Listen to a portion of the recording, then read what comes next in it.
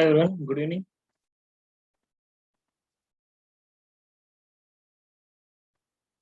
Hi everyone, good evening.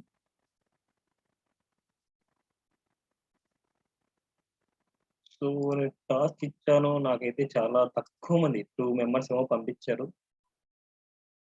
ఒకరు మాధురి, ఒకటి భవాని. సరే వాళ్ళు ఎక్స్‌ప్లెయిన్ చేస్తాను. మరి చూద్దాం ఎలా చేశారు ఏంటి అనేసి.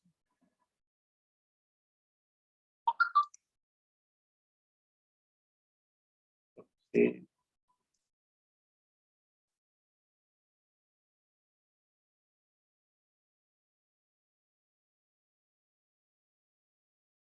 స్లైడ్స్ ఓన్లీ సిఎస్ఎస్ యూజ్ చేశారు. రో, column, first column, button, first show.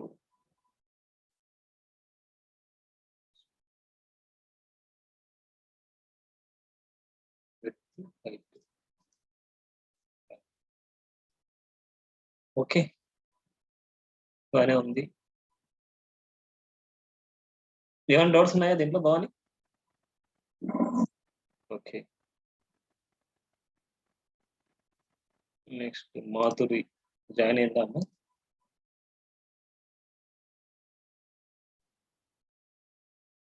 Madhuri ఉన్నారా?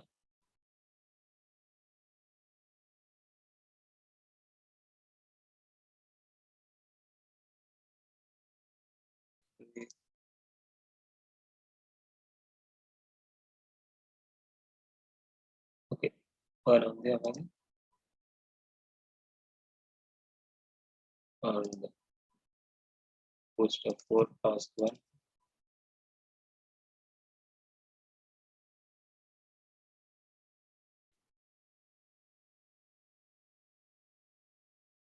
Okay.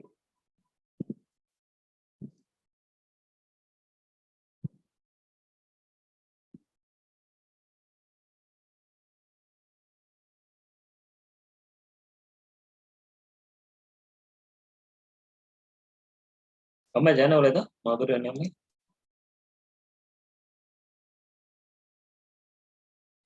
ఓకే. సరే నెక్స్ట్ టాపిక్ వచ్చేసి మనకి సో టైప్ ఆఫ్ ఆపరేటర్ వరకు అయింది కదా. Functions, function types, scope of variables, events.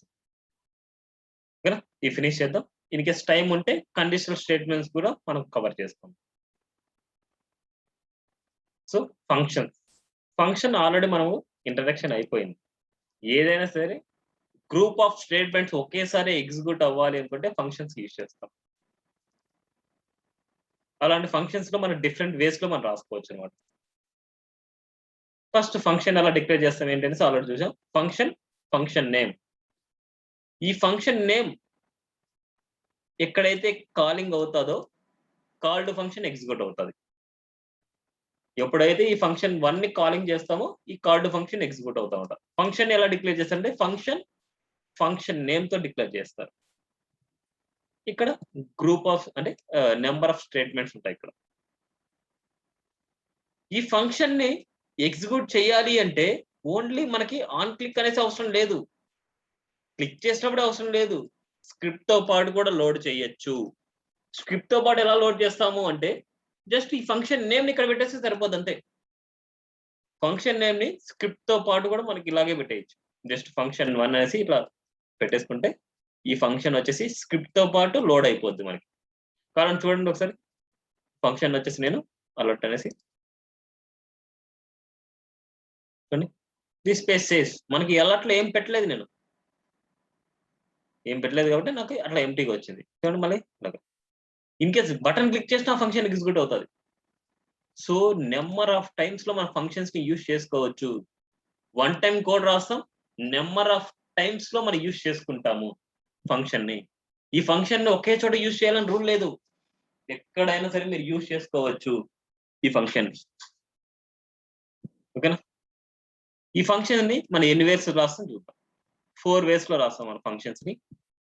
Function 1 function with parameter with return value. With parameter with return value అన్నమాట. So function with parameters అంటే parameters ని నేను పాస్ చేయాలి. అందుకోసం నేను పారామీటర్స్ ని డిక్లేర్ చేసుకుంటున్నా ఇక్కడ. అంటే ఇది ఫంక్షన్ అన్నమాట, ఇది ఫంక్షన్, ఇది పారామీటర్స్. ఈ పారామీటర్, ఈ ఫంక్షన్ ఎగ్జిక్యూట్ అయిన తర్వాత రిజల్ట్ ని నేను రిటర్న్ చేస్తున్నాను. ఎప్పుడైనా గుర్తుపెట్టుకోండి, రిటర్న్ తర్వాత ఎన్ని స్టేట్మెంట్లు ఉన్నా ఎగ్జిక్యూట్ అవ్వవు. Return is the final statement in function. మనకి ఎగ్జిక్యూట్ అయ్యేది ఏంటంటే రిటర్న్ స్టేట్మెంట్ తర్వాత ఏమేగానే ఎగ్జిక్యూట్ అవ్వదు. రిటర్న్ పైన ఉండేటి ఎగ్జిక్యూట్ అవుతాయి మనకి. రిటర్న్ ఎప్పుడైనా సరే యూజ్ చేసినప్పుడు ఏంటంటే ఈ రిటర్న్ అయ్యే వాల్యూని అవుట్ సైడ్ లో ఏదో ఒక వేరియబుల్ లో స్టోర్ చేసుకోవాలి. మనకి అవుట్ సైడ్ లో ఏదో ఒక వేరియబుల్ లో స్టోర్ చేసుకుంటాం. ఆ వేరియబుల్ ని మనకి ప్రింట్ చేసుకుంటాం. ఇక్కడ చూడండి, ఒక వేరియబుల్ తీసుకుంటాం. ఆ వేరియబుల్ కి వచ్చేసి ఫంక్షన్ 1 ఇచ్చేసి 50,30 అనేసి నేను వేరియబుల్స్ ని పాస్ చేస్తాను. అంటే అటు పారామీటర్స్ ని నేను పాస్ చేస్తున్నాను విత్ పారామీటర్. అంటే పారామీటర్స్ పాస్ చేస్తున్నాను విత్ రిటర్న్ వాల్యూ. రిటర్న్ వాల్యూని రిటర్న్ చేస్తున్నాను. ఓకేనా? ఇది ఫంక్షన్ విత్ ఇలాగా. సో మనం ఫంక్షన్స్ ని ఎక్కడెక్కడ యూజ్ చేసుకుంటాం అంటే అది మన ఇష్టం. అది ఏ కేసెస్ లో అయినా సరే మన ఫంక్షన్స్ ని యూజ్ చేసుకోవచ్చు అనమాట మనం. ఓకేనా? Function 2, function without parameter and with return value. Without parameters అంటే పారామీటర్స్ ని డైరెక్ట్ గా మనం కాల్ చేసుకుంటాం. లెట్ కాన్స్టెంట్ గురించి ఇప్పుడు చెప్తాను చూడండి. ఎక్కడైనా సరే మనకి with in the black of code లో, అంటే విత్ ఇన్ ది బ్లాక్ లో, అంటే బ్లాక్ అంటే ఇదంతా ఒక బ్లాక్ అనమాట. ఈ బ్లాక్ లో యూజ్ చేసుకునేటప్పుడు ఎప్పుడైనా సరే కాన్స్టెంట్ గాని లెట్ గాని యూజ్ చేసుకోండి. ఎందుకోసం అంటే ఈ వేరియబుల్స్ నాకు ఓన్లీ ఈ బ్లాక్ లోకే నాకు కావాలి, బ్లాక్ అవుట్ సైడ్ లో నాకు వద్దు అనే కేసెస్ లోనే మనకి ఇలా యూజ్ చేసుకుంటాం. Let are constant. కాన్స్టెంట్ అనేది మళ్ళీ స్ట్రిక్ట్, అంటే కాన్స్టెంట్ లాగే లెట్ అనేసి ఉంటది. లెట్ తో మనకి ఏదైనా సరే ఒక వేరియబుల్ ని మనం డిక్లేర్ చేసామనుకుంటే ఇంకొకసారి మళ్ళీ అది వేరియబుల్ ని డిక్లేర్ చేయలేము. సేమ్ కాన్స్టెంట్ కూడా అంతే. కాన్స్ట్ ఏ అన్నాము అనేసి అనుకుంటే మళ్ళీ కాన్స్ట్ ఏ ఈక్వల్ అని రాయలేము, కానీ వేరియబుల్ తో చేసుకోవచ్చు. వేరియబుల్ ఏ అని పెట్టుకో, వేరియబుల్ ఏ అని పెట్టుకో, వేరియబుల్ ఏ అని పెట్టుకో, ఎన్నిసార్లు డిక్లేర్ చేసినా సరే మనకి ఒక న్యూ వేరియబుల్ గానీ క్రియేట్ అయింటది. కానీ ఇక్కడ లెట్ తో గానీ కాన్స్టెంట్ తో గానీ ఒక వేరియబుల్ ని క్రియేట్ చేసి ఉంటే సేమ్ అదే వేరియబుల్ ని మళ్ళీ డిక్లేర్ చేయలేము. చాలా ఇంపార్టెంట్ అన్నమాట లెట్ కాన్స్టెంట్ అన్నమాట. ఇంకా రిమైనింగ్ డీటెయిల్స్ మీకు కావాలి అనేసి అనుకుంటే వాటి గురించి, ఇంకా మోర్ ఓవర్ డీటెయిల్స్ కావాలనుకుంటే ఇంకా అరే కేసెస్ లో ఎలా యూజ్ చేస్తారు, ఆబ్జెక్ట్ కేసెస్ లో ఎలా యూజ్ చేస్తారు, అవన్నీ మోర్ ఇన్ఫర్మేషన్ ఈ let constant. Interview point of question లో మనకి what is difference between let, constant, var. Interview question లో డెఫినెట్ గా ఇది అడుగుతారు అనమాట. లెట్ కాన్స్టెంట్ ఇలాగ. సో ఈ లెట్ గురించి చూస్తే మీరు ఎక్మా స్క్రిప్ట్ లో వచ్చింది మనకి, అంటే ES6 అంటే 2015 లో ఇంట్రడ్యూస్ అయింది అది. And let cannot be redeclarable. ఇవన్నీ మనం రాసుకోవాలన్నమాట, ఇవన్నీ మనం తెలుసుకోవాలన్నమాట. ఇవన్నీ చూస్తే మీకు ఐడియా వస్తుంది మీకు. అండ్ కాన్స్టెంట్, కాన్స్టెంట్ కూడా సేమ్ అలాగే ఉంటది. సో ఇది cannot be redeclarable, cannot be reassigned, cannot be block scope. Variable defined with the constant have a block scope. ఓకేనా? ఇది వాటి గురించి మోర్ ఓవర్ ఇన్ఫర్మేషన్ కావాలంటే ఈ లెట్ కాన్స్టెంట్ అనే చాప్టర్స్ మీరు చూస్తే మీకు ఐడియా వస్తుంది. Cannot be reassigned. ఇప్పుడు పై ఈక్వల్ 3.14 మళ్ళీ తర్వాత పైలోకి మళ్ళీ మనకి ఏదైనా సరే వాల్యూని మనం అసైన్ చేయలేము అనమాట, మనకి ఎర్రర్ వస్తుంది. ఓకేనా? ఇవన్నీ మీరు చూస్తే ఇప్పుడు నుండి అరే గురించి వాటి గురించి అన్నిటి గురించి ఇచ్చారనమాట ఇవన్నీ. నెక్స్ట్ రిటర్న్ వాల్యూ ఉంది అనుకుంటే డెఫినెట్ గా మనకి ఒక వేరియబుల్ కి స్టోర్ చేసుకోవాలి. వేరియబుల్ ఈక్వల్ టు ఆ ఫంక్షన్ నేమ్ రాస్తున్నాం అంతే. ఇక్కడ వచ్చిన వాల్యూని వచ్చేసి ఇక్కడ వస్తుంది. ఈ ఫంక్షన్ వచ్చేసి మనకి ఈ స్క్రిప్ట్ తో పాటు లోడ్ అవుతుంది. ఏ బటన్ క్లిక్ చేసినప్పుడు కాదు మనకు ఓపెన్ అయ్యేది, ఈ స్క్రిప్ట్ తో పాటు లోడ్ అవుతుంది, ఎగ్జిక్యూట్ అవుతుంది. నెక్స్ట్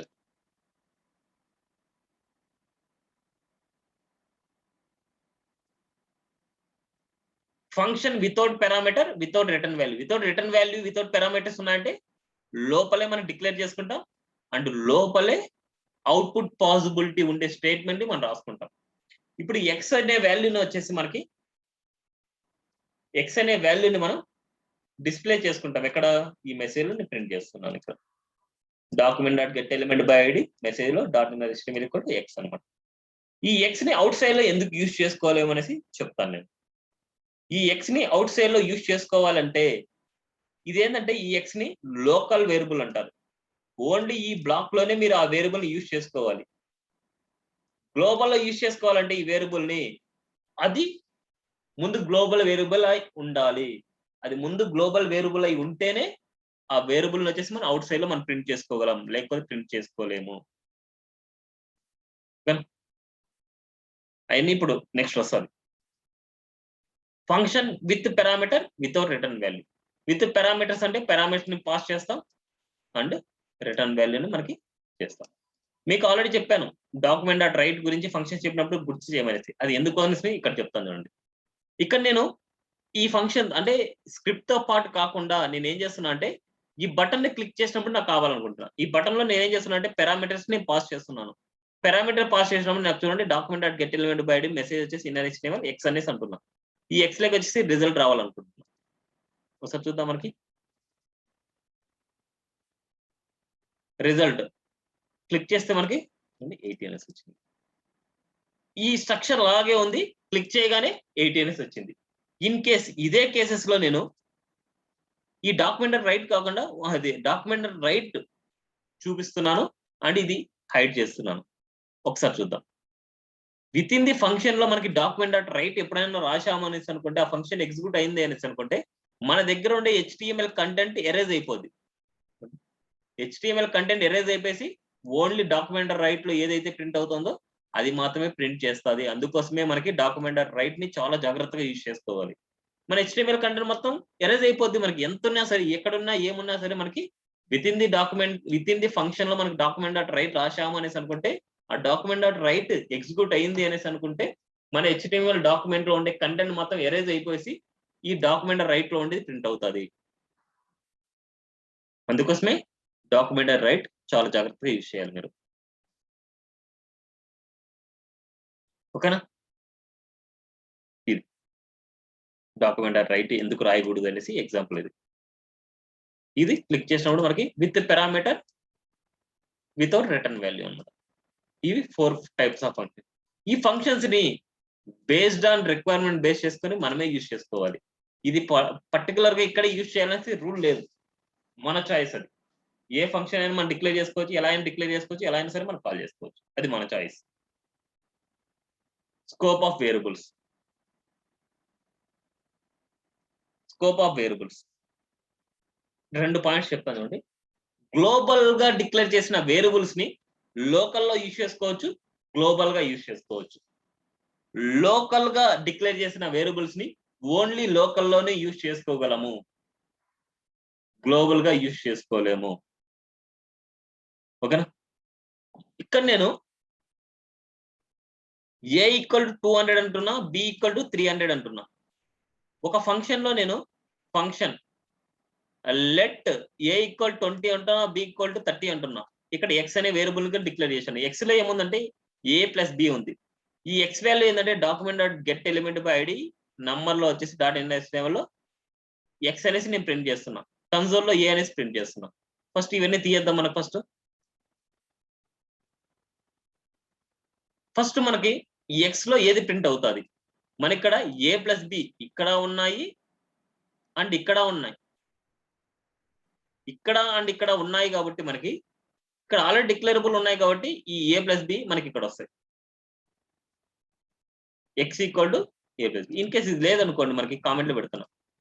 ఇప్పుడు అవుట్పుట్ చూద్దాం. మనకి A plus B value 200 plus 300 so 500 వస్తుంది. 500. అదే కనుక ఏ వాల్యూ ఎంత వస్తుంది అంటే 200 వస్తుంది మనకి.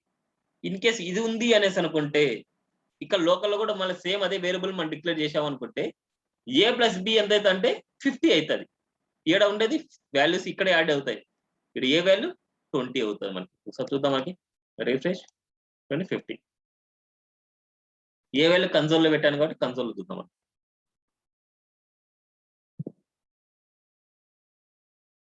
20. అదే గనక వేర్ A ఇంటూ B అంటున్నాను అండ్ ఇక్కడ y వాల్యూ ప్రింట్ చేస్తున్నా, ఇక్కడ x వాల్యూ కూడా నేను ప్రింట్ చేస్తున్నా. ఇక్కడ x వాల్యూ ప్రింట్ చేస్తే మనకు రాదు. x వాల్యూ మనకు రాదు. ఎందుకంటే ఎక్స్ వాల్యూని మనకి అవుట్ సైడ్ లో మనం ప్రింట్ చేయలేము. సార్ చూద్దాం.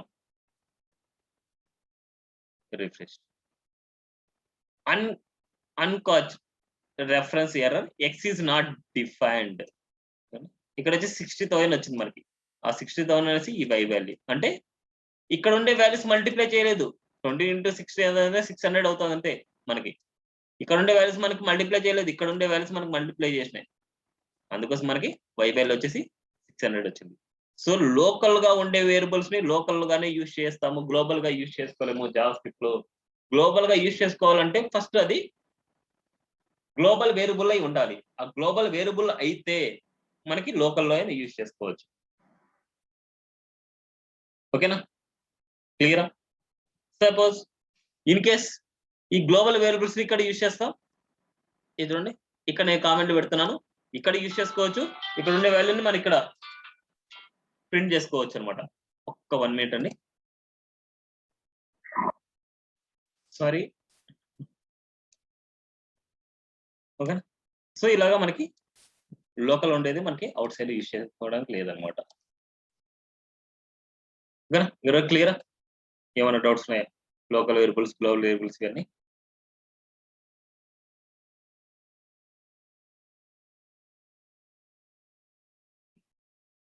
నెక్స్ట్ ఈవెంట్స్ అన్నమాట. ఈవెంట్స్ చాలా ఇంపార్టెంట్ మనకి. సరే చూద్దాం. అలాంటి ఈవెంట్స్ ఏముంటాయి ఏంటి అనేసి ఒకసారి జస్ట్ బ్రీఫ్ గా మనకు WC స్కూల్స్ లో ఏమి ఇచ్చాడు అంటే మనం ఏం డిస్కస్ చేస్తాం అనేసి నేను చెప్తాను.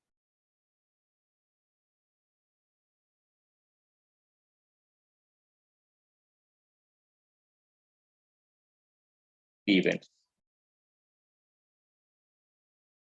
HTML events are things that happen to HTML element. When JavaScript is used in HTML page, JavaScript can repeat and react on these events. అంటే ఏంటంటే నార్మల్ గా ఏదైనా బటన్ క్లిక్ చేసినప్పుడు కానీ, ఏదైనా కీ ప్రెస్ చేసినప్పుడు కానీ, స్క్రోల్ చేసినప్పుడు కానీ, మౌస్ హోవర్ చేసినప్పుడు కానీ జరిగే యాక్షన్స్ అన్నమాట ఇవన్నీ. ఇక్కడ చూస్తే an HTML web page has finished loading. HTML input field was changed. An HTML button was clicked. ఓకేనా? సో ఇలాగ మనకి ఏదైనా సరే ఈవెంట్ ఇలా చేసుకుంటా ఉంటాం. సో మనకు కొన్ని ఈవెంట్ ఎలా రాస్తామంటే event and some JavaScript code. Event లో ఎలిమెంట్ లో వచ్చేసి మనకి ఆన్ క్లిక్ అనేసి, ఆన్ మౌస్ ఓవర్ అనేసి, ఆన్ కీ ప్రెస్ అనేసి, కీ ఎంటర్ అనేసి ఇలాంటి మనం ఎన్నైనా సరే మనకి ఇక్కడ పెట్టుకోవచ్చు. ఎగ్జాంపుల్ ఇక్కడ ఏమి ఇచ్చారు చూడండి. ఇక్కడ డేట్ అనేసి ఇచ్చాడు. డేట్ ని మనం గెట్ చేసుకుంటాం. ఇది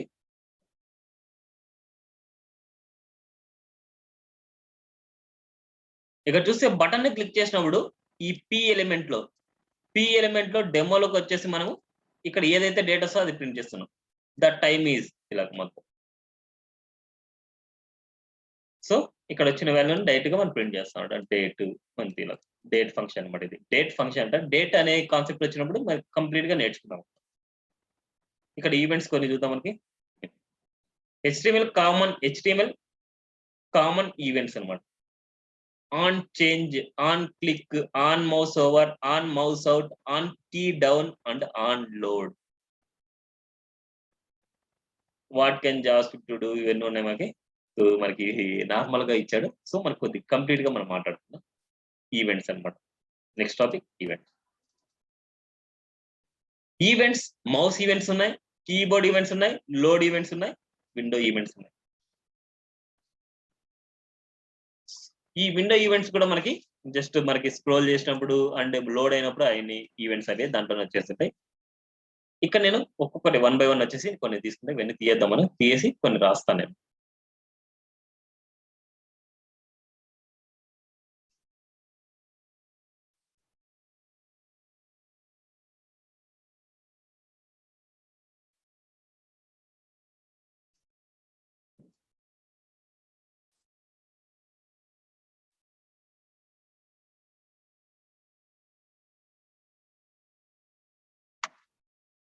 ఇవన్నీ 1 by 1 యాడ్ చేస్తూ చెప్తాను, మీకు ఈజీగా ఉంటుంది.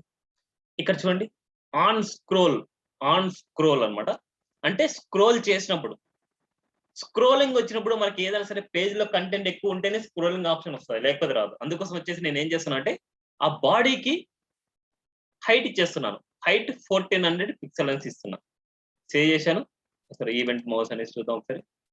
చూడండి మనకి స్క్రోలింగ్ అవుతుంది, మనకి చూడండి స్క్రోలింగ్ అవుతుంది, మనకి స్క్రోలింగ్ ఆప్షన్ వచ్చింది కదా. ఇలా స్క్రోలింగ్ అయినప్పుడు మనకి ఏం జరగాలి అనేది మెయిన్ ఫంక్షన్. ఇప్పుడు స్క్రోలింగ్ అయినప్పుడు మనకి ఇక్కడ చూస్తే మనకి ilandertech.com అనేసి ఇస్తున్నా.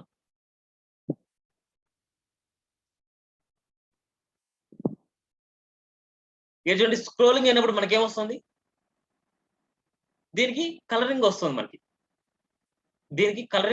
మనకి సేమ్ లైక్ ఇక్కడ అలాగే చేసుకోవచ్చు. మనకి స్క్రోలింగ్ చేసినప్పుడు మనకి ఏదైనా సరే ఒక నావ్ బార్ తీసుకొని దానికంటూ ఐడి ఇచ్చేసి అట్లా రాసుకోవచ్చు. ఇక్కడ వచ్చేసి ఒకసారి రాద్దాం. నావ్ అనేసి జస్ట్ నార్మల్ గా నేను నావ్ బార్ అనుకొని నేను రాస్తున్నాను. ఈ నావ్ కి నేను ఏం చేస్తున్నా అంటే కొన్ని స్టైల్స్ కూడా నేను ఇస్తాను చూడండి. ఈ నావ్ కి వచ్చేసి ఐడి ఈక్వల్ టు ఏదో ఒకటి నావ్ అని రాస్తున్నా, ఐడికి వచ్చేసి. అండ్ ఇక్కడ వచ్చేసి క్లాస్ ఈక్వల్ టు నావ్ 2, ఏదో ఒకటి నావ్ 2 అని రాసుకున్నాను. ఈ క్లాస్ కి వచ్చేసి నేను బేసిక్ గా ఇక్కడ కొన్ని స్టైల్స్ రాస్తాను. ఈ నావ్ 2 కి వచ్చేసి బ్యాక్గ్రౌండ్ వచ్చేసి రెడ్ ఇస్తాను. అండ్ ప్యాడింగ్ వచ్చేసి ఒక 20 పిక్సెల్ ఇస్తాను. ఒకసారి చూద్దాం మనకి.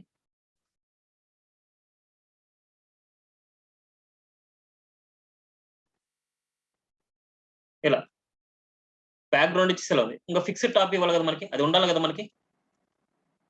ఫిక్స్డ్ పొజిషన్, ఫిక్స్డ్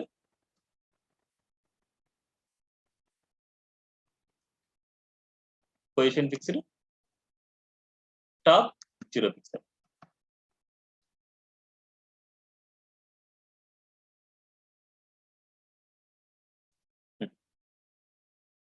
మనకి ఏంటంటే ఏదైనా కంటెంట్ ఉంది అంటే మనకు వచ్చింది అనమాట అది. సో మనకి విడతగానే ఇద్దాం ఒకసారి. విత్ 100%. కంటెంట్ లేదు కదా దాంట్లో, కంటెంట్ లేదు కాబట్టి మనకు అలా వచ్చింది. ఇప్పుడు చూడండి స్క్రోలింగ్ చేస్తుంటే మనకి అది కాన్స్టెంట్ గా ఉంది మనకి. ఇప్పుడు ఇలా స్క్రోలింగ్ చేసినప్పుడు ఈ కలర్ మార్చాలి నేను. స్క్రోలింగ్ చేసినప్పుడు ఆ కలర్ మార్చాలి. సో స్క్రోల్ అనే ఫంక్షన్ వేసుకుంటున్నాను. ఈ స్క్రోల్ అనే ఫంక్షన్ వచ్చేసి ఫంక్షన్ నేమ్. ఇప్పుడు దేనికి మార్చాలంటే ఈ నావ్ అనే దానికి మార్చాలి కదా. Same like document get element by ID. ID మనకి ఏముంది, నావ్ అని తీసుకున్నాం.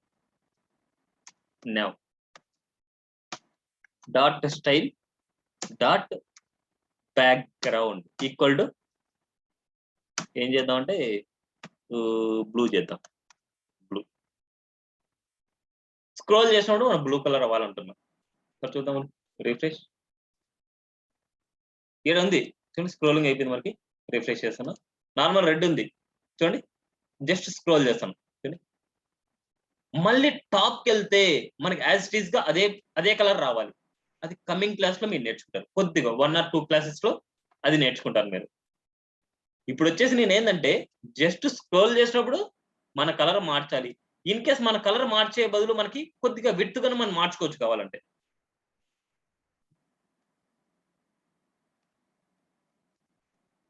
విడ్త్ అంటే ఏ స్టైల్ అయినా మనం మార్చుకోవచ్చు. ఆల్రెడీ ఉండేది మార్చుకోవచ్చు, లేదా తీసేయొచ్చు, ఏదైనా సరే. 80% ఇస్తున్నాను. విడ్త్ 80% ఇస్తున్నాను. అలాగా చూద్దాం మనకి. రిఫ్రెష్ చూడండి, విడ్త్ 80%.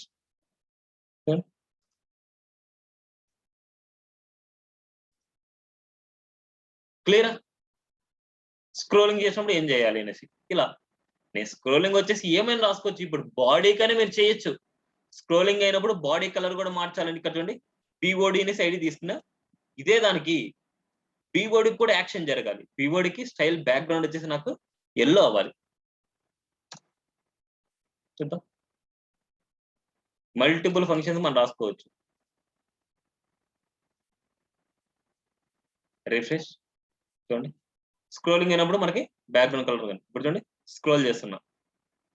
దీనికి వచ్చింది అండ్ దీనికి కూడా వచ్చింది. ఎన్నైనా సరే మనం రాసుకోవచ్చు. స్క్రోలింగ్ అయినప్పుడు ఎన్ని ఎలిమెంట్స్ అయినా సెలెక్ట్ చేసుకొని ఆ ఎలిమెంట్స్ లో మీరు రాసుకోవచ్చు అనమాట. ఓకేనా? చాలా ఇంపార్టెంట్ టాపిక్ ఇప్పుడు చెప్పింది. నెక్స్ట్ స్క్రోలింగ్ అయిపోయింది మనకి. Inner HTML click. ఒక ఎలిమెంట్ తీసుకుంటాను నేను.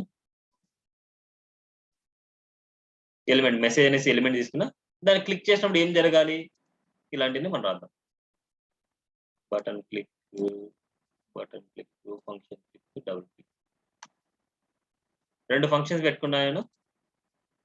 ఫంక్షన్ 1 అండ్ ఫంక్షన్ 2 అని పెట్టుకున్నాను నేను. డాక్యుమెంట్ ఎలిమెంట్ బై మెసేజ్ వచ్చేసి inner HTML island technology private limited అంటున్నా. ఫంక్షన్ 2కి వచ్చేసి ఐలాండ్ టెక్ అంటున్నా. ఈ 2 బటన్స్ తీసుకుందాం మనం.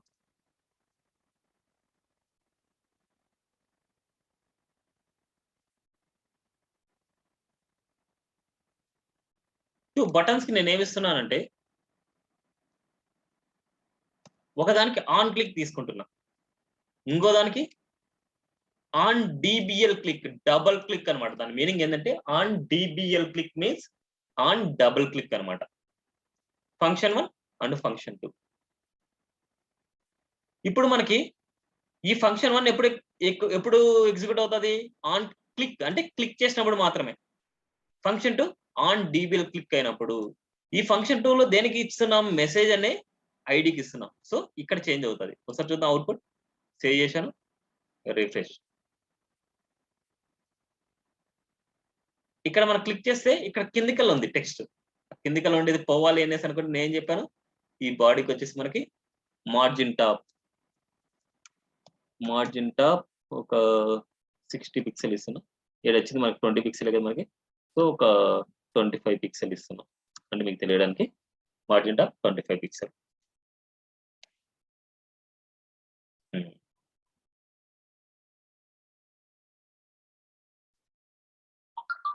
కింద ఉంది ఇంకా కొద్దిగా చేద్దాం మనకి 60 పిక్సెల్.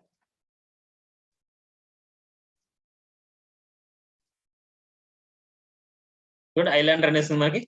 ఇప్పుడు నేను క్లిక్ చేయగానే చూడండి ఐలాండ్ టెక్నాలజీ ప్రైవేట్ లిమిటెడ్ వచ్చింది. అదే కనుక డబుల్ క్లిక్ చేస్తే రాలేదు చూడండి. క్లిక్ చేసి రావట్లేదు, డబుల్ క్లిక్ చేస్తే వస్తుంది చూడండి. Click double click, click double click, click double click. ఓకేనా?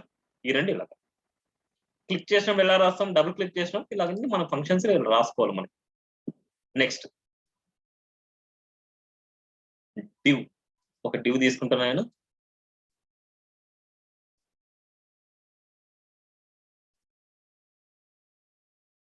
డివ్ వచ్చేసి మనకి అనేది చేద్దాం మనకి.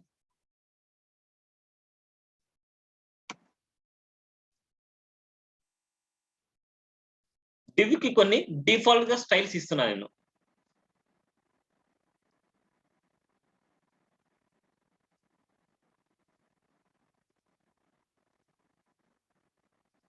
డివ్ కి కొన్ని డిఫాల్ట్ గా స్టైల్స్ వచ్చేసి నేను సెలెక్ట్ చేసుకుని ఇచ్చాను.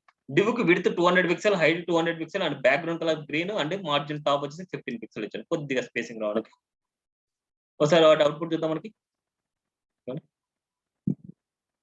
ఇది ఇప్పుడు నేను మౌస్ హోవర్ చేసినప్పుడు చూడండి, హోవర్ చేసినప్పుడు మనకి ఏ కలర్ మారట్లేదు. ఇప్పుడు నేను మౌస్ హోవర్ అనే ఎఫెక్ట్ రాస్తున్నాను. On mouse enter or mouse hover 2 ఒకటే. మౌస్ ఎంటర్ అయినా మౌస్ హోవర్ అయినా 2 ఒకటే అనమాట ఫంక్షన్స్ మనకి. On mouse enter, on mouse hover ఇవన్నీ ఒకటే అనమాట. ఇప్పుడు ఫంక్షన్ 3 రాస్తున్నాను నేను. ఒక ఫంక్షన్ రాస్తాను.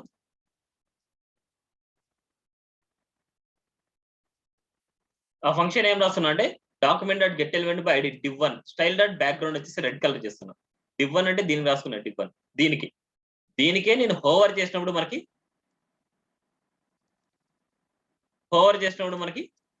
Red colour రావాలనేసి. ఇప్పుడు చూడండి హోవర్ చేసినప్పుడు రెడ్ కలర్ వచ్చింది, కానీ చూడండి లీవ్ అయితే రావట్లేదు. మళ్ళీ లీవ్ గాని మనం రాయాలి. ఓన్లీ మనం రాసింది ఏంటంటే ఎంటర్ కి మాత్రం రాసాం. అండ్ మౌస్ లీవ్ కూడా మళ్ళీ రాయాలి మనం. On mouse leave equal function 4 రాస్తున్నాను. మళ్ళీ యాజ్ ఇట్ ఈజ్ అదే కలర్ కావాలనుకుంటే అదే కలర్ పెట్టేయండి. అంటే లీవ్ అయితేనే మనకి అదే కలర్ కావాలి అనేసి అనుకుంటే అదే కలర్ పెట్టండి.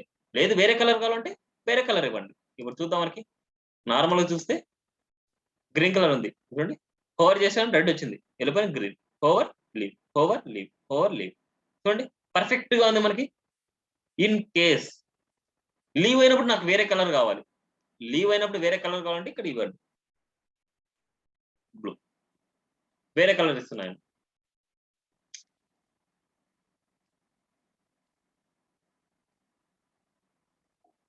చూద్దాం, refresh, mouse enter, mouse leave, చూడండి బ్లూ, మళ్ళీ mouse enter, mouse leave, mouse enter, mouse leave, mouse enter, mouse leave, mouse enter, mouse.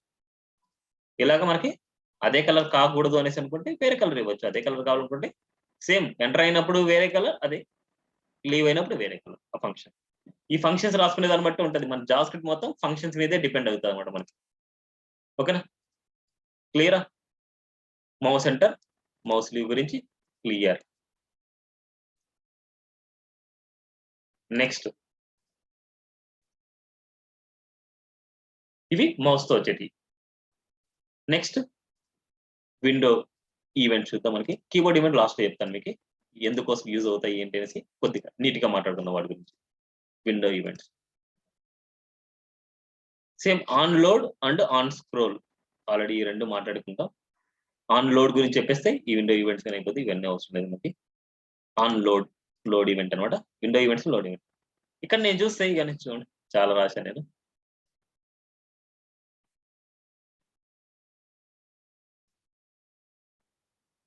ఈ సెట్ టైము, సెట్ ఇంటర్వెల్ అయ్యింది, మనం తర్వాత మాట్లాడుకుందాం. ఇప్పుడు నార్మల్గా ఏం చేస్తున్నా అంటే ఆన్ లోడ్ అనమాట. ఆన్ లోడ్ పేజ్ లోడ్ అయినప్పుడు మనకు జరిగే ఫంక్షన్ ఇక్కడ. దీనిలో వచ్చేసి అలర్ట్ ఇస్తున్నా, అలర్ట్ లో పేజ్ లోడెడ్, పేజ్ లోడెడ్. ఒకసారి చూద్దాం, అన్లోడ్ ఓపెన్ చేస్తాను. పేజ్ లోడ్ అయినప్పుడు మనకు జరిగింది చూడండి, పేజ్ లోడెడ్. అన్లోడ్ జరిగినప్పుడు అదే పేజ్ లో నేను ఏం చేస్తున్నా అంటే ఇక్కడ ఇమేజ్ ట్యాగ్ ఇచ్చేస్తేనే అక్కడ ఇమేజ్ ఇద్దాం అనుకుంటున్నా లోడింగ్ కోసం. దానికోసం వచ్చేసి document get element by ID SRC, దానికి వచ్చేసి ఎస్ఆర్సి అనేసి ఇస్తున్నాను. ఎస్ఆర్సి ఇచ్చుకోండి అండ్ సెట్ అట్రిబ్యూట్ అని మీరు ఇవ్వండి. ఇక్కడ ఎస్ఆర్సి అనేది నేను ఎస్టర్డే చెప్పలేదు అనుకుంటా, మీకు మర్చిపోయాను అనుకుంటా. Set attribute SRC comma image name ఇస్తారు. అదే గనక సెట్ అట్రిబ్యూట్ బదులు డైరెక్ట్ గా మీరు అట్రిబ్యూట్ నేమ్ ఇవ్వచ్చు. డైరెక్ట్ గా SRC equal to load dot GIF image. ఒకసారి చూద్దాం, మనకి అవుట్పుట్ రిఫ్రెష్ చూడండి. ఈ ఎగ్జాక్ట్ గా ఈ ఇమేజ్ వచ్చేసి సెంటర్ లేకి రావాలనుకుంటా. సెంటర్ లేకి రావాలంటే ఎవరి స్టైల్ మనం రాసుకోవాలి, ఎవరి స్టైల్ మనం రాయాలన్నమాట. సో డాక్యుమెంట్ దీన్నే ఇలా కూడా రాసుకోవచ్చు మనం. Get element by ID message dot set attribute SRC ఇలా రాయొచ్చు, SRC and load dot GIF image. దీన్ని ఇలా రాయొచ్చు, ఇలా రాయొచ్చు మనం. నెక్స్ట్ అదే ఎలిమెంట్ కి మనం విడ్త్ హైట్ కూడా నేను ఇస్తున్నాను.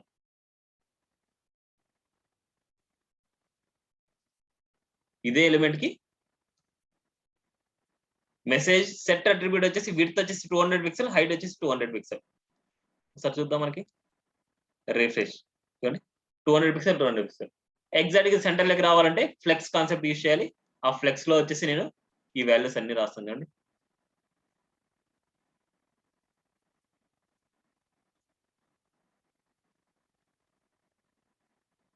స్టైల్ డాట్ డిస్ప్లే వచ్చేసి ఫ్లెక్స్ అనేసి ఇస్తున్నాను. మళ్ళీ తర్వాత justify content centre and align items centre. Align items use చేశారు అనుకో డెఫినెట్ గా హైట్ అనేది ఇవ్వాలి. హైట్ వచ్చేసి మనం 100 VH అనేసి ఇచ్చాను. ఇప్పుడు చూద్దాం, మనకి ఎగ్జాక్ట్ గా మనకి సెంటర్ లెక్క వస్తుంది ఇలా. ఇది ఎందుకోసం అంటే మనకి ఏదైనా సరే ఒక పేజ్ వచ్చేసి చాలా టైం టేకింగ్ తీసుకుంటారు.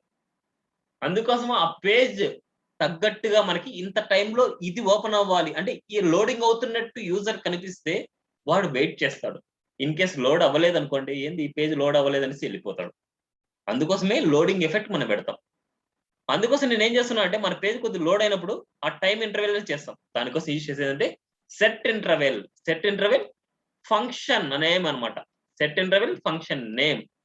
ఇది వచ్చేసి టైం సెట్ ఇంటర్వెల్ అంటే 1200 సెకండ్స్ తర్వాత 1200 సెకండ్స్ తర్వాత ఈ ఫంక్షన్ ఎగ్జిక్యూట్ అవ్వాలి అనేసి. 1200 సెకండ్స్ కాదు, 1200 మిల్లీ సెకండ్స్ తర్వాత, సారీ 1200 మిల్లీ సెకండ్స్ తర్వాత ఈ ఫంక్షన్ కి వెళ్ళాలనేసి దాని మీనింగ్. ఈ ఫంక్షన్ కి వెళ్ళినప్పుడు లొకేషన్ డాట్ హెచ్రిఫ్ ఈక్వల్ టు, ఇక్కడ మనకి వేరే వెబ్సైట్ లింక్ ఇచ్చాం. ఇక్కడ వేరే వెబ్సైట్ లింక్ ఇవ్వచ్చు, వేరే పేజ్ లింక్ అయినా మనం ఇవ్వచ్చు, వేరే పేజ్ లింక్ అయినా ఇవ్వచ్చు, ఏదైనా ఇవ్వచ్చు. ఇక్కడ ఏంటంటే ఈ పేజ్ నుంచి ఇంకో పేజ్ కి మనం నావిగేట్ చేయాలంటే లొకేషన్ డాట్ హెచ్రిఫ్ ఈక్వల్ టు అనేసి యూజ్ చేస్తాం. లొకేషన్ డాట్ హెచ్రిఫ్ ఈక్వల్ టు, ఇక డబుల్ కోట్స్ లో మనం వేరొక పేజ్ నైనా ఇవ్వచ్చు, ఏమైనా ఇవ్వచ్చు. దీని మీనింగ్ ఏంటంటే ఈ పేజ్ ఓపెన్ అయినా 1200 మిల్లీ సెకండ్స్ తర్వాత ఈ ఫంక్షన్ కాలవు. ఇక్కడ ఉండే ఫంక్షన్ వచ్చేసి ఈ ఫంక్షన్ నేమ్ అనమాట. ఇది టైమింగ్ ఇంటర్వెల్స్ అంటారు. Set interval, set timeout intervals అనేసి రెండు ఉంటాయి. ఇది సెట్ ఇంటర్వెల్ అన్నమాట. సెట్ ఇంటర్వెల్ అంటే ఏంటంటే 1200 మిల్లీ సెకండ్స్ ద్వారా ఈ ఫంక్షన్కి వెళ్ళాలి. ఇక్కడ ఫార్వర్డ్ బ్రాకెట్స్ యూజ్ చేయనవసరం లేదు మనం. ఇక్కడ ఫార్వర్డ్ బ్రాకెట్స్ యూజ్ చేయము. ఇక్కడ ఫంక్షన్, మై ఫంక్షన్ నేమ్ అనమాట. ఇప్పుడు లొకేషన్ డాట్ హెచ్రిఫ్ ఈక్వల్ టు ఈ లొకేషన్. ఒకసారి చూద్దాం మనం. పేజ్ లోడ్ అయింది. 1200 మిల్లీ సెకండ్స్ అంటే 1.2 సెకండ్స్ అనమాట. 1.2 సెకండ్స్ వచ్చేసి ఇలా ఆ పేజ్కి మనకి నావిగేట్ అవుతుంది. ఓకేనా? ఇలా లోడ్ అయినప్పుడు మనకి ఆ పేజ్కి మనకి వెళ్తుంది. ఓకేనా? ఇది కాన్సెప్ట్ మనకి లోడ్ ఈవెంట్స్. ఇప్పుడు కీబోర్డ్ ఈవెంట్స్, కీబోర్డ్ ఈవెంట్స్ అనమాట. సో మన కీబోర్డ్ ఈవెంట్స్ లో రెండే, కీ డౌన్, కీ అప్. మనకి మళ్ళీ ఫోకస్ అనేసి ఉంది. ఫోకస్ అంటే ఇన్పుట్ ఎలిమెంట్ లో ఫోకస్ చేసినప్పుడు మనకు ఆల్రెడీ అది మౌస్ ఈవెంట్. అది ఫోకస్ చేసినప్పుడు మనకి ఏంటంటే ఇట్లా ఫోకస్ చేసినప్పుడు మనకి ఏం జరగాలి అనేసి, ఇలా ఫోకస్ చేసినప్పుడు ఏం జరగాలి అనేసి మనం రాసుకుంటాం. లేదంటే ఇలా ఎంటర్ చేసినప్పుడు చూడండి, మనం ఇక్కడ ఏదైతే ఎంటర్ చేస్తున్నామో ఇక్కడ ఎంటర్ చేసిన వాల్యూని గెట్ చేసుకొని ఇక్కడ చూపిస్తున్నాం. ఇక్కడ చూడండి, ఇక్కడ కీ ప్రెస్ అనమాట. కీ ప్రెస్ చేస్తుంటే వెళ్తుంది. ఇక్కడ చూస్తే చూడండి కీ అప్ అనమాట. ఇది ఎంటర్ అవుతూనే ఉంది. కీ అప్ ఎప్పుడైతే చేస్తామో అప్పుడు ఎంటర్ అయింటది. ఇది కీ అప్, ఇది కీ ప్రెస్, రెండు ఉన్నాయి. కీబోర్డ్ ఫంక్షన్స్ వచ్చేసి కీ ప్రెస్ అండి.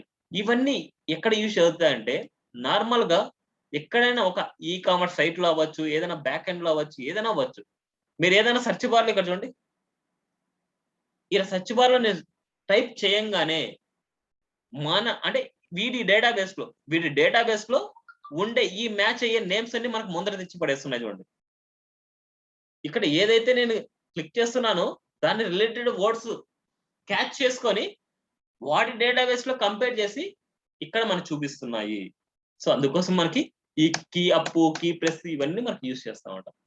చాలా ఇంపార్టెంట్ కాన్సెప్ట్స్ ఇవి. చూద్దాం. ఇక్కడ ఈమెయిల్ వచ్చేసి మనం డైరెక్ట్ గా నేను ఎక్స్ప్లెయిన్ చేస్తున్నాను. ఆన్ ఫోకస్, ఆన్ బ్లర్ అనమాట. ఆన్ బ్లర్ ఎందుకోసం అంటే మన ఇందాక మౌస్ ఎంటర్, మౌస్ లీవ్ అనేసి రెండు రాస్తేనే వచ్చింది కదా. సేమ్ లైక్ ఆన్ బ్లర్ అనేది ఏంటంటే నువ్వు ఫోకస్ చేస్తావు, ఓకే. ఫోకస్ చేసిన తర్వాత మళ్ళీ అది నార్మల్ కి రావాలి అంటే ఇప్పుడు చూడండి, ఫోకస్ చేసావు, ఇప్పుడు చూడండి బయట క్లిక్ చేసిన అది వెళ్ళట్లేదు, అది అలాగే ఉండిపోయింది. ఫోకస్ చేసిన అలాగే ఉంది.